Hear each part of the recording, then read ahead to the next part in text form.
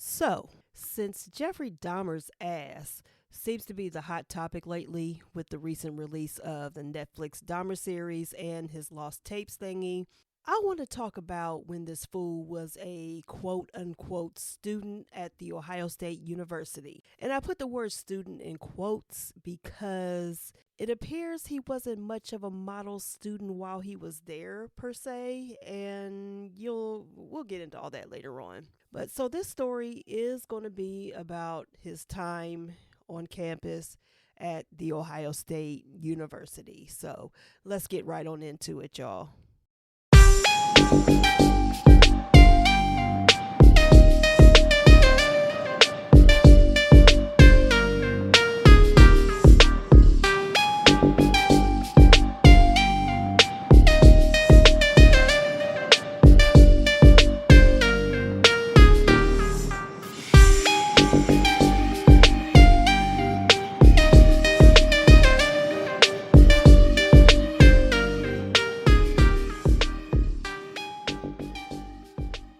Yeah, this already feels weird, doing a show by myself. I'm not used to that. It's been since earlier this year. I haven't done a show by myself. So we're just going to go. We're going to push on through. But anyway, what's up, everyone? I just want to thank you for joining me on the newly named True Crime with DannieBSpeaks. It's still the same show as before, which it was called DannieBSpeaks Presents, not another true crime podcast, which, it was a long name. I liked it, but as I mentioned before, I was going to be changing the name. It's going to be the same show, the same show, same thing.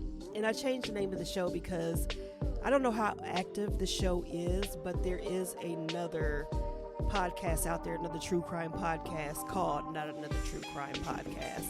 So, to avoid any confusion, anything like that, we're just going to just shorten it a little bit and just get right to the point. So now we're at True Crime with DannieBSpeaks. Yes, it has been a while. Too damn long, but I've been doing a lot. I really have. I've been truly working behind the scenes on my business, the brand as a whole, my writing, and as well as my third podcast that I have collaborated on with a longtime friend, Keisha, of Wellness and Women.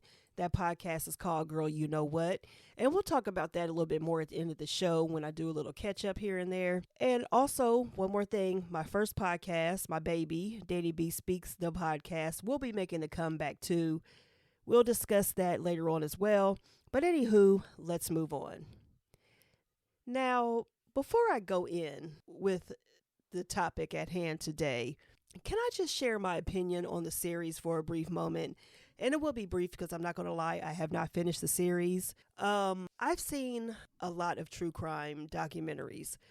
And of course, Jeffrey Dahmer being one of the most notorious serial killers, true crime people out there. Yes, I've seen documentaries. I've saw other movies on him. I've read things about him. So I kind of thought I knew pretty much. And of course, there's always more to learn. There's always something different that goes on behind the scenes that a lot of people aren't privy to. And then they do a lot of more research and things come out. Now, I've only got through 2.5 episodes of the Netflix series. Let me just say this. It is well done. It is. Because, anything Ryan Murphy is behind is going to be good. Ryan Murphy is the bomb. I can see where people are feeling a certain particular way about it, but just know that this isn't the first thing that has been done on Jeffrey Dahmer. It's not the first documentary, which isn't a documentary, it's a series, but there have been movies done. The story has been out there. Do I think that some things have been a little sensationalized, a little fictionalized, possibly for the fact of it being a series? Yes, I do. And that's just from what I have known about the case before. But then, too, I can only say so much because I haven't finished the series. But from what I've seen so far, it really is good. But it was just too much for me. I watched the first episode. Of course, amazing. And I hate to really say that, but just like I hate to say that I like true crime and things like that. But I do, it is what it is. And I know this is creating a lot of bad memories and things for the families of the victims involved. That's the part that really gets me. As I mentioned, I've only watched 2.5 episodes of this. I am going to watch the tapes, though, like the interview that he did in his own words, whatever it's called. I've watched all the other ones that Netflix has done with like John Wayne Gacy, and there were a couple other ones that they did. And it's like their own words. It's like, I think the other one was it Ted Bundy? Yeah, but I am going to watch that eventually. I don't know if I'll be able to finish the series. I'm not going to lie. It was just a lot. And I watched the first episode. I watched it all the way through. And then it took me like, now normally I'll binge, like I'll watch, if I have the time, I'll watch them back to back and try to get through. Usually I can get through a whole series now in a weekend, a few days, whatever. It took me almost a week to watch episode 2 because it's a lot. I watched episode 2 and then it took me like a few more days and I was like, okay, I'm just going to go ahead and finish the series while I'm doing some work, just going to let it play in the background, watch it, whatever. I got through like half of the 3rd episode and I just turned it off and I just couldn't get through it. And I would like to finish it just to see how it ends, but it's not a priority right now because like I said, it's a lot. So anyway, there's been a lot of controversy, of course, because of the families that are involved and, just bringing up bad memories and things like that. But when you have a notorious serial killer, well, okay, let me just say this. We have to understand this, and this is crazy, but it's what happens. There is a particular demographic out there that idolizes serial killers. They idolize robbers, just very bad people. They try to romanticize their actions, and many of them become infamous. Jeffrey Dahmer's one, Bonnie and Clyde, Ted Bundy, let's see who else, John Dillinger, the Zodiac Killer, Richard Ramirez. I mean, I could go on. All these people had families as well. Their victims had families. Even when you watch true crime television shows where they actually have the family members on there talking about these cases, and even the ones that aren't on there talking about it, these cases are being brought up. It's sad, but it's a part of the genre. I can understand where the families of Jeffrey Dahmer's victims feel a certain way, of course. It's bringing up a lot of bad memories.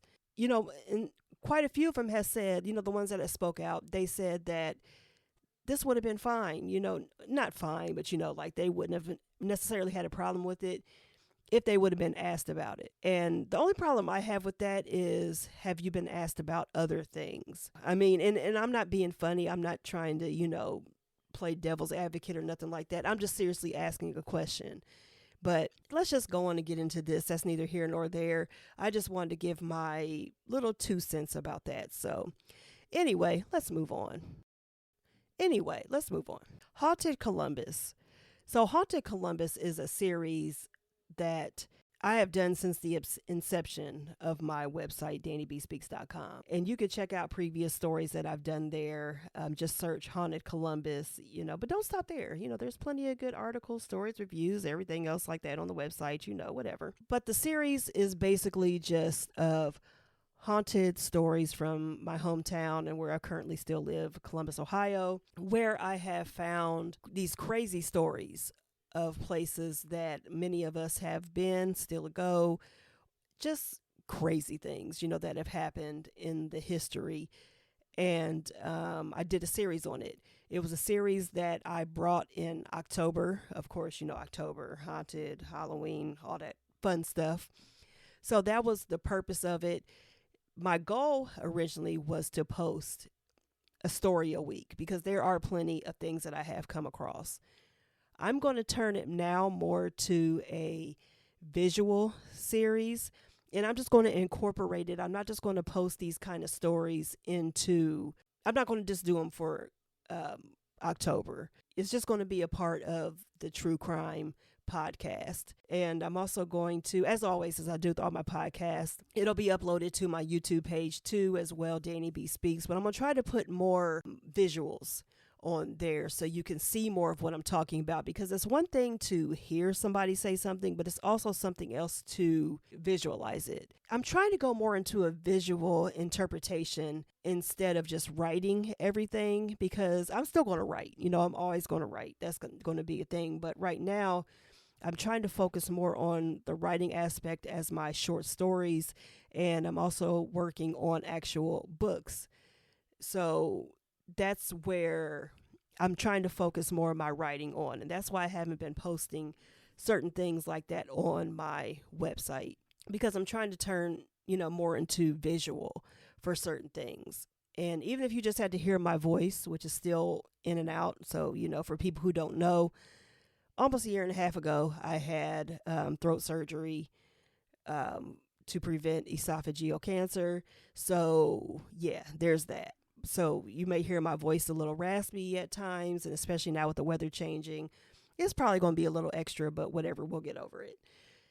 So anyway, yeah, so they'll be available in podcast forms as well, but I want to utilize my platform to do more things visual, because I know people still read. I know people actually love to read, but I also know a lot of people don't, and it's no shade. It is what it is. A lot of people don't read. They don't have the time, or they just don't like to read. It is what it is. Most people like to listen and watch their information, things that are being presented to them. So that's where I'm going to try to take this from now on.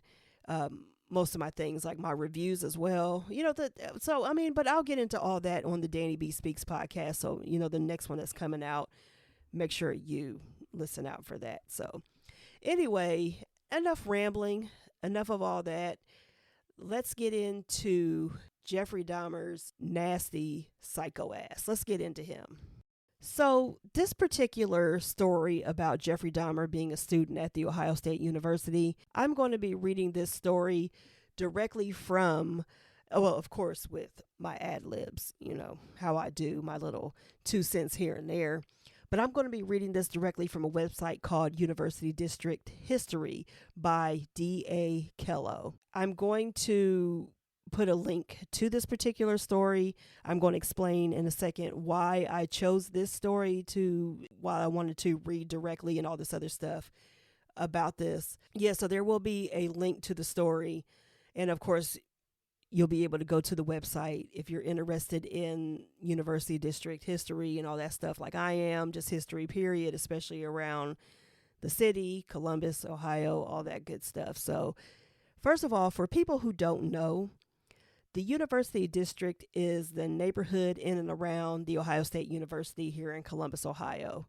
Now, I came across this site years ago, and I read this story with the knowledge that Dahmer's ass attended Ohio State, so I knew that, and also from taking a few classes here and there, like when I was home from break, years ago. I was in college years ago, but anyway, there were always rumors about him and how he haunts Morrill Tower, where he lived during his very short time at Ohio State.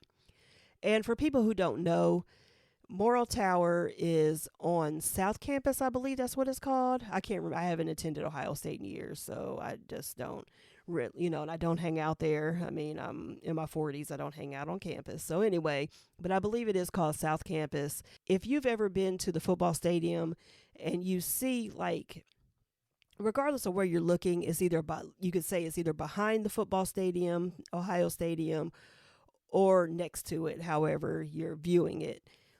There are 2 towers, 2 buildings that look the exact same. They're identical.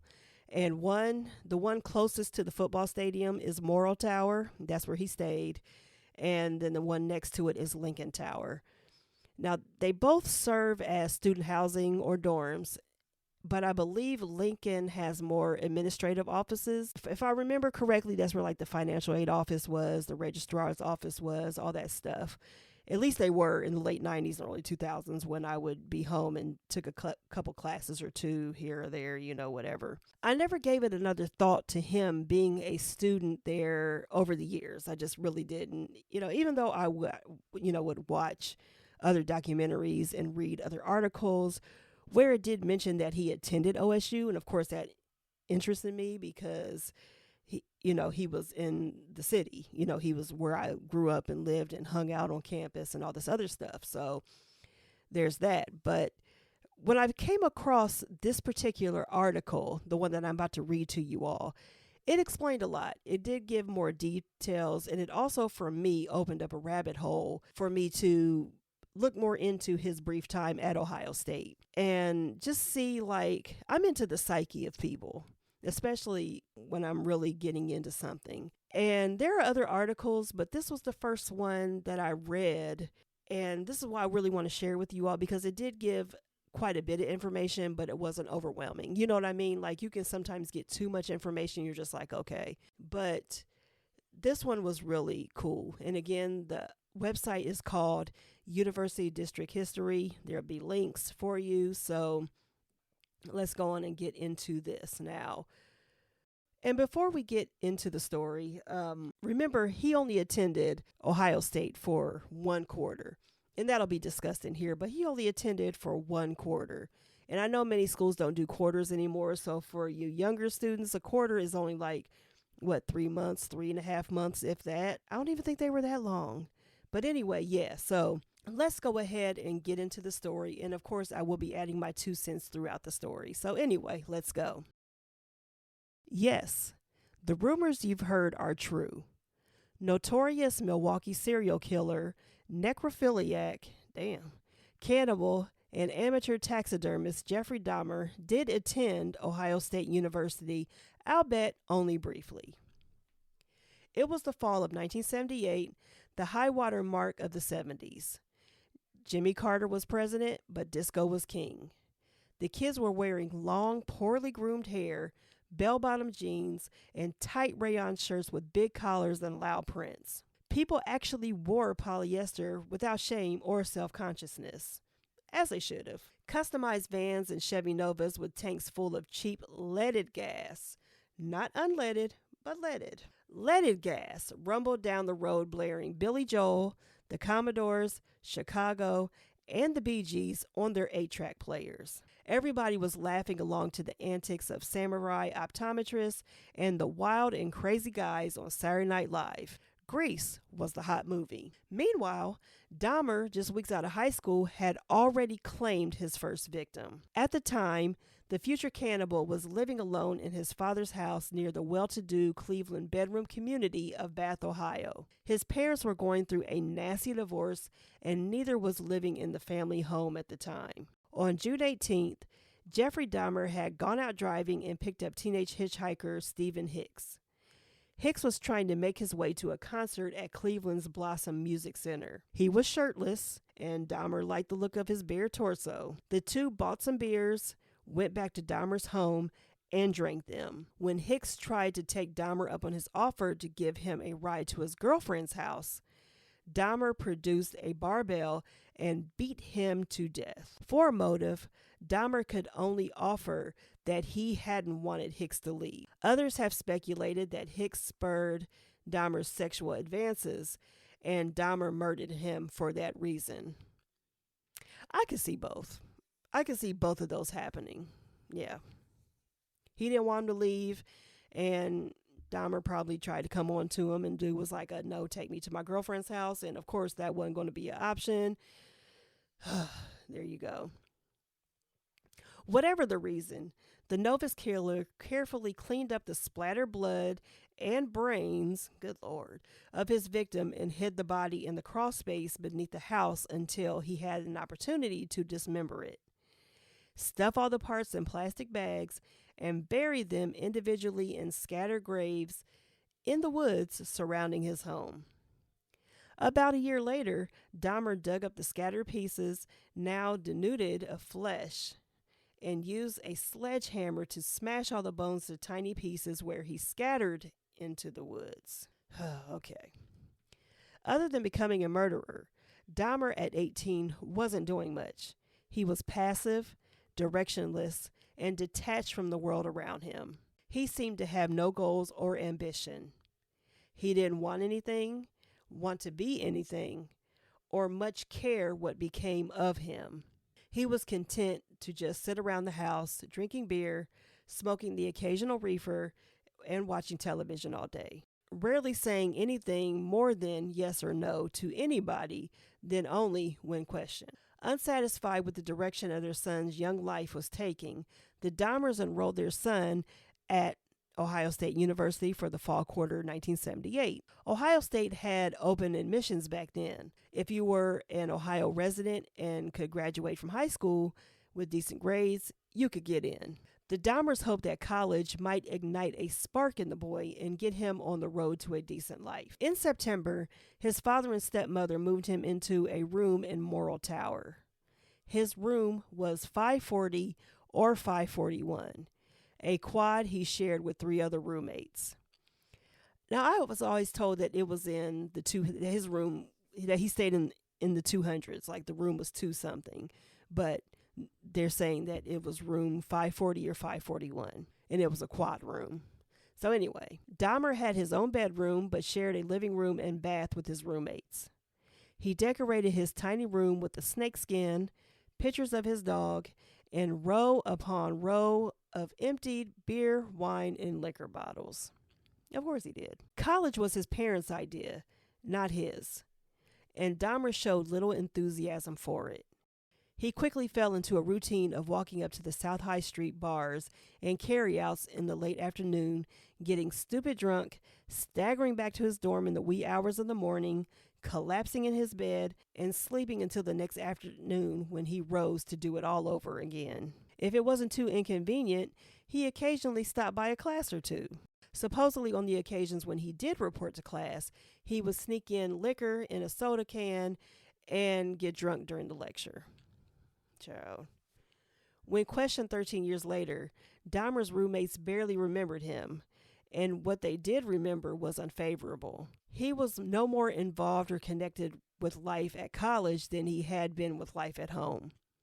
He was a loner. He drank, he slept. He said no more to anyone than was absolutely necessary. He made no friends.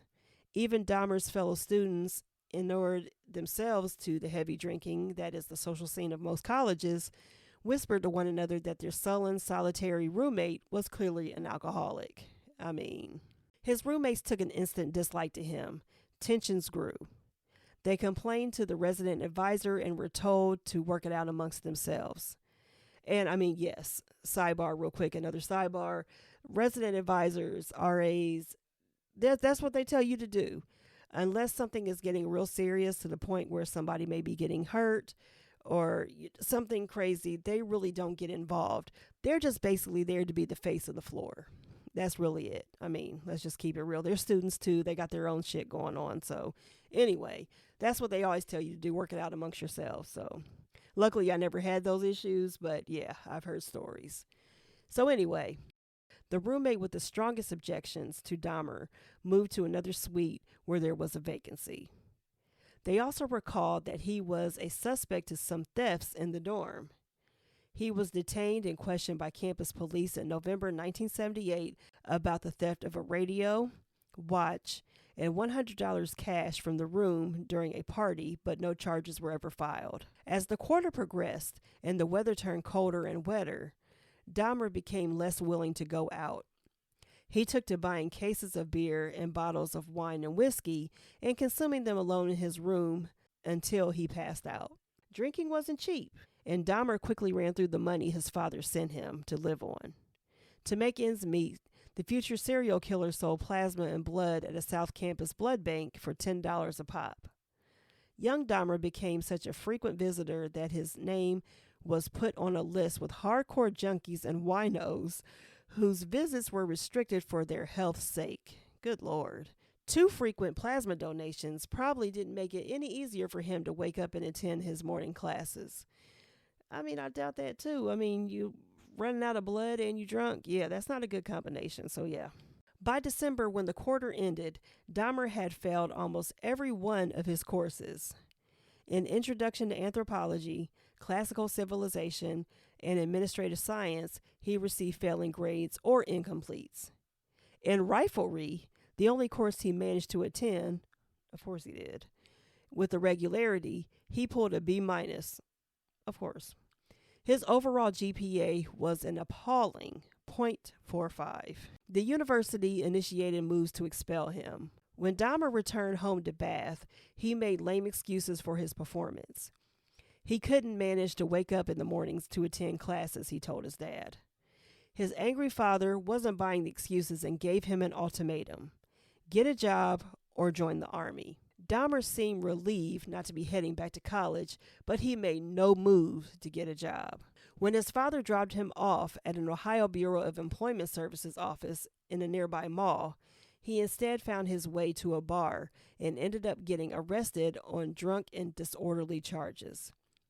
Disgusted, his father drove him to the local recruiting station and enlisted him in the army. So ended Jeffrey Dahmer's time at Ohio State. According to his 1991 confession, Dahmer killed no one during his quarter at Ohio State. Pretty much all he did was drink himself into a stupor.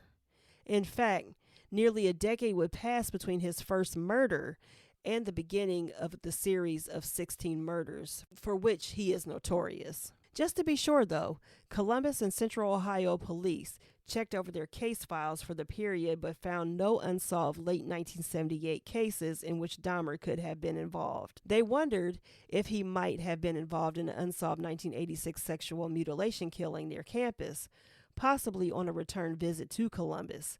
But it turned out that Dahmer was nowhere near the area at the time. The campus legend that Dahmer used Mirror Lake as a body dump is untrue. And let me say this: if you're familiar with Mirror Lake, the history of Mirror Lake, it does not seem that would be a stretch if that was true, but it's not. So still, when you're on campus, it's pretty creepy to think you might be walking the same sidewalks, sitting in the same classroom, or even sleeping in the same dorm room that was once occupied by a human monster. Also, makes you a little uneasy about your fellow students. Dahmer didn't look that abnormal after all. His dorm mates knew they were rooming with a drunk, but none of them guessed he was also a killer.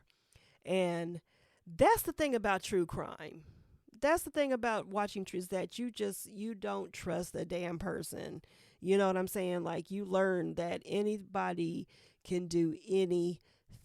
Let's just keep it real right there. So that was the brief story of the brief time of Jeffrey Dahmer's time at Ohio State University as a quote-unquote student, if that's what you want to call him.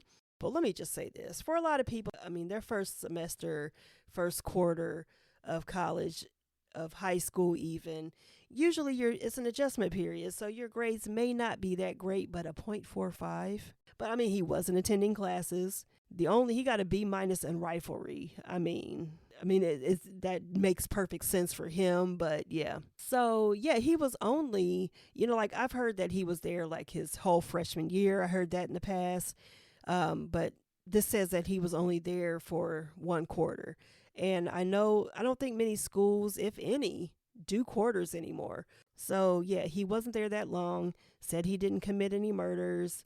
From the story as well, he wouldn't go on, it seems like, to commit murders for another 9 or 10 years when he went on his rampage, when he ended up moving to Milwaukee. So, and let me say this too. Y'all know I got to put my extra 2 cents in at the end as well, even though I was doing it throughout the article, but let me say this as well. Obviously, I mean, this goes without saying really, but I'm going to say it just to go into context. Jeffrey Dahmer, mental case, all of that stuff. Yeah. But when you already are unbalanced, let's say that, and you grow up in an unbalanced environment, because it has been noted that he didn't have a great childhood. His father was very successful career-wise, and I don't know, I can't remember what his mother actually did, or was she a stay-at-home mom? I can't remember. But it was, when you mix that, when you're unbalanced and you're growing up in an unbalanced environment, it's not going to be a good outcome. Not for everybody. Don't get me wrong. Not for everybody. Some people will go get help. Some people, will just be like, okay, I'm not going to take this path. And I'm not talking about becoming a murderer. I mean, that's very extreme. Just because you grow up in a crazy environment and you may have some issues yourself, that's not an average thing that's going to happen. But it doesn't seem like,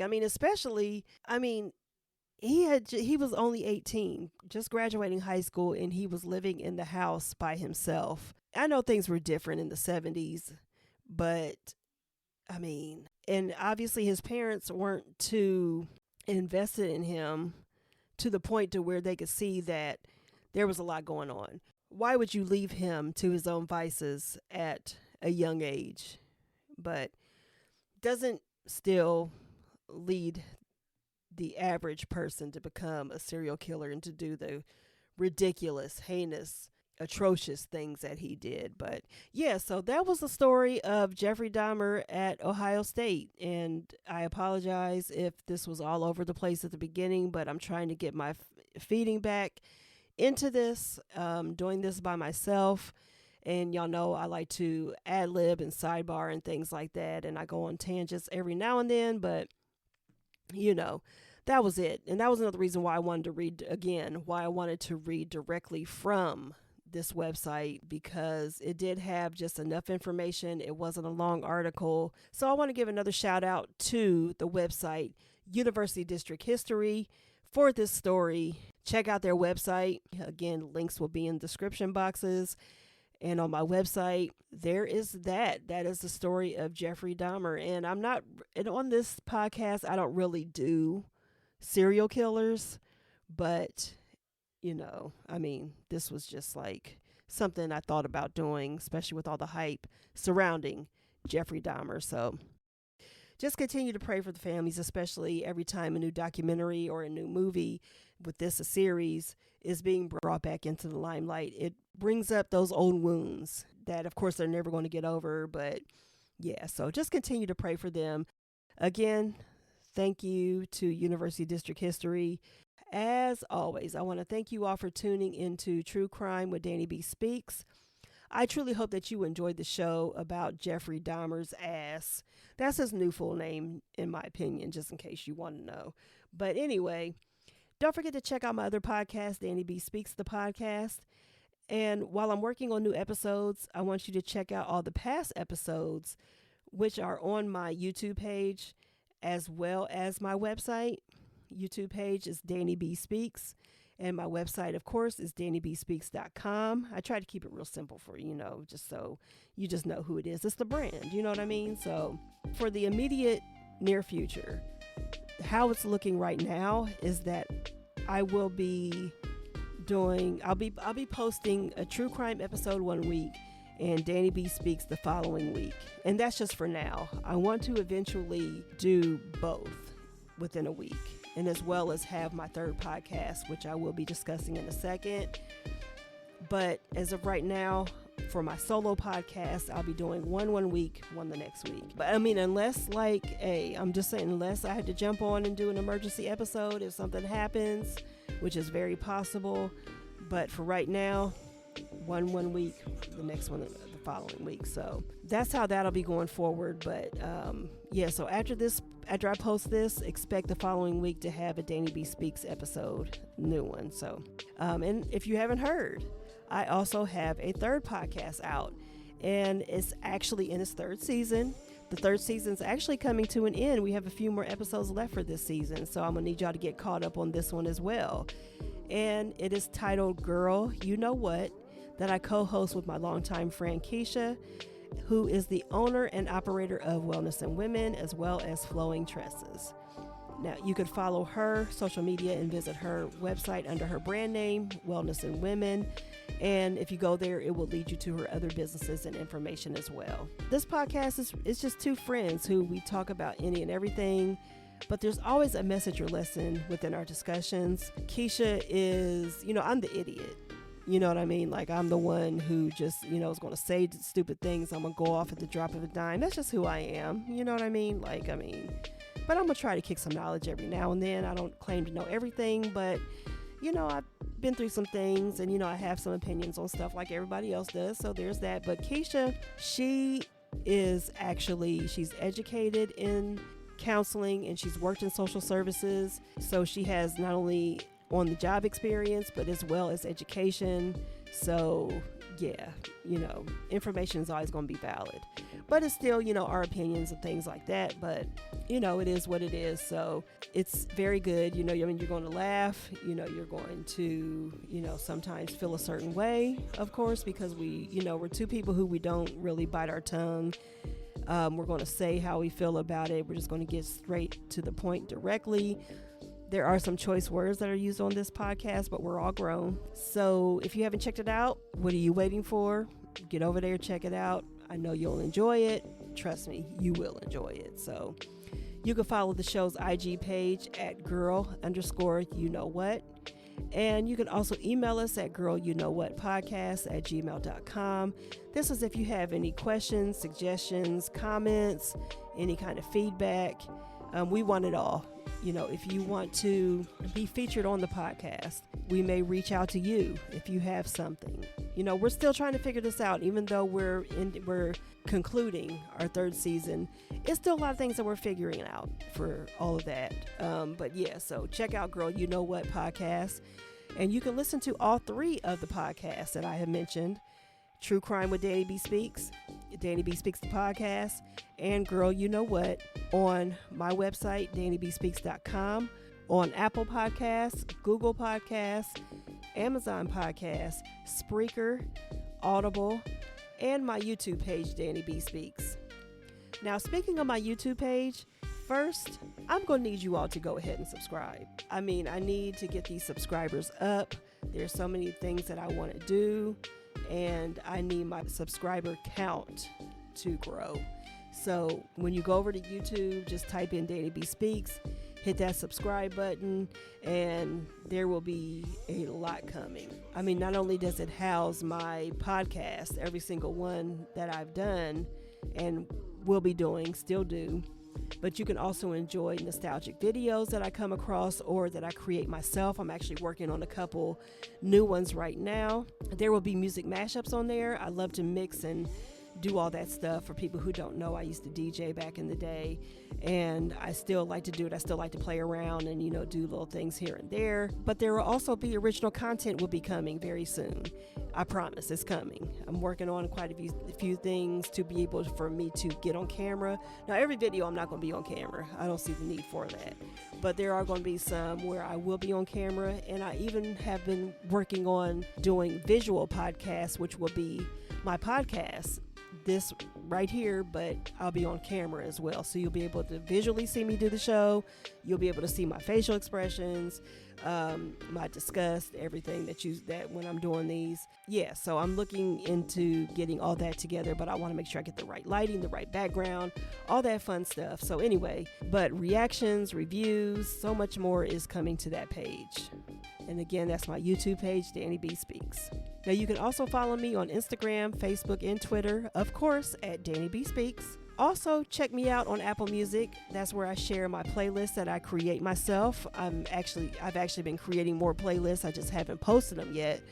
And the ones that are creative, every now and then I do add more music to them. But if you're subscribed to that playlist, if you follow that playlist, then it'll update when I update. So on Apple Music, I am under Tahir Ali. So make sure that you search Tahir Ali for Apple Music if you subscribe to Apple Music. Now, if you need to reach out to me for any business inquiries, such as promoting your business, products, etc., anything like that, on my podcast, on my website, my social media platforms, my YouTube page, if you want to discuss collaborating with me, sponsoring me, anything like that, just hit me up at DannieBSpeaks@gmail.com.